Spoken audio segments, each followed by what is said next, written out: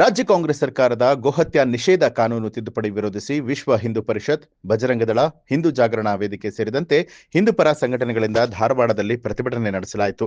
ಧಾರವಾಡದ ಕಲಾಭವನದಿಂದ ಆಲೂರು ವೆಂಕಟರಾವ್ ವೃತ್ತದವರೆಗೆ ಬೃಹತ್ ಪ್ರತಿಭಟನಾ ಮೆರವಣಿಗೆ ನಡೆಸಿ ರಾಜ್ಯ ಸರ್ಕಾರದ ವಿರುದ್ಧ ಆಕ್ರೋಶ ವ್ಯಕ್ತಪಡಿಸಿದರು.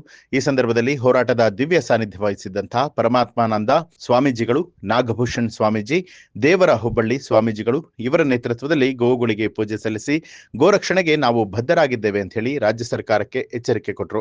ಈ ವೇಳೆ ಮುಖಂಡರಾದ ಶ್ರವಣದಾಸ್, ಪ್ರಭು ಇಸ್ಕಾನ್, ಈರೇಶ ಅಂಚಟಗೇರಿ, ಮಹೇಶ್ ಪಾಟೀಲ್, ಶಿವಾನಂದ ಸತ್ತಿಗಿರಿ, ಅನೂಪ್ ಕುಲಕರ್ಣಿ ಸೇರಿದಂತೆ ಹಿಂದೂಪರ ಸಂಘಟನೆ ಕಾರ್ಯಕರ್ತರು ಉಪಸ್ಥಿತರಾಗಿದ್ದರು. ಸಂಘಟನೆಗಳು ಇವತ್ತು ಒಂದು ಹೋರಾಟದ ಕರೆಯನ್ನು ಕೊಡ್ತಾ ಇದ್ದೇವೆ. ಇಡೀ ಕರ್ನಾಟಕದಲ್ಲಿ ಒಂದು ಕರೆಯನ್ನು ಕೊಟ್ಟಿದ್ದೇವೆ. ಎಲ್ಲ ಜಿಲ್ಲಾ ಕೇಂದ್ರಗಳಲ್ಲಿ ಪ್ರತಿಭಟನೆಗಳಾಗಿದ್ದಾವೆ. ಕಾಂಗ್ರೆಸ್ ಸರ್ಕಾರಕ್ಕೆ ಎಚ್ಚರಿಕೆ ಕೊಡ್ತಾ ಇದ್ದೇವೆ.